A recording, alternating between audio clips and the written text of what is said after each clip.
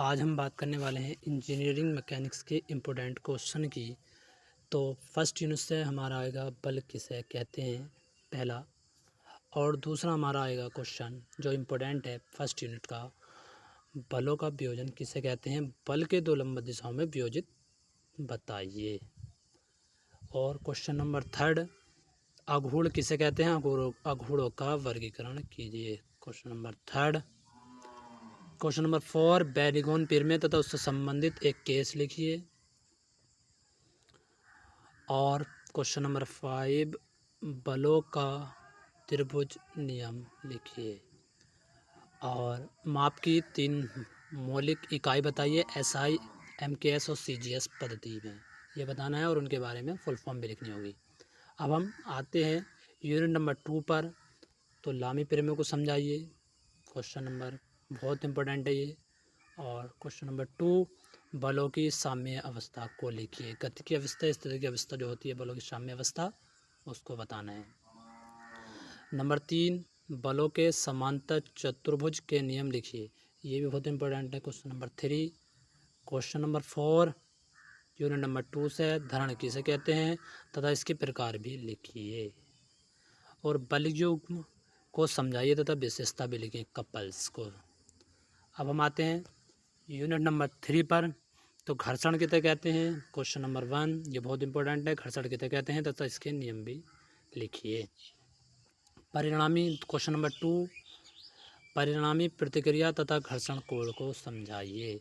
जो परिणामी प्रतिक्रिया होता है उसका मान भी म्यू बराबर आता है, और इसका मान भी, परिणामी प्रतिक्रिया का मान भी यही आता है। और क्वेश्चन नंबर 3, क्षैतिज समतल पर रखी वस्तु का संतुलन पर न्यूनतम बल को दर्शाइए। ये भी आना है, ये भी देखते रहिएगा। यूनिट नंबर 4, समांतर अक्ष की पिरमें लिखिए। ये आ गया। क्वेश्चन नंबर 2, अभिलंब अक्ष की पिरमें लिखिए। इन दोनों पिरमों में से एक पिरमा आएगी। और आयताकार काट का जड़त्व आघूर्ण जो लिखिए, क्वेश्चन नंबर 3। और त्रिभुज काट का जड़त्व आघूर्ण लिखिए।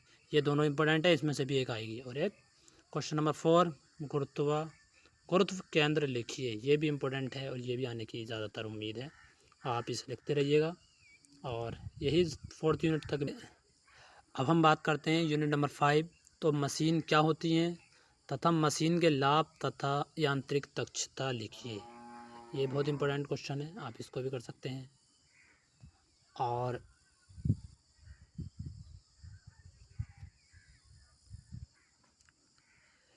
यूनिट नंबर 5 में भी इम्पोर्टेंट है ये, मशीन क्या होती है तथा मशीन के लाभ तथा यांत्रिक दक्षता। और 2.5 नंबर में ट्रू और फॉल्स भी आ सकता है, किसी भी मशीन की यांत्रिक दक्षता कितनी होती है। तो 100% अगर आया है तो उसमें नहीं होती है, मतलब असत्य लिखना है। तथा घिरनी किसे कहते हैं तथा इसके प्रकार भी लिखिए। घिरनियों के निकाय तथा निकाय के प्रकार, घिरनी प्रकार अलग होते हैं, घिरनियों के निकाय तथा निकाय के प्रकार अलग होते हैं। क्वेश्चन नंबर, ये भी इम्पोर्टेंट है।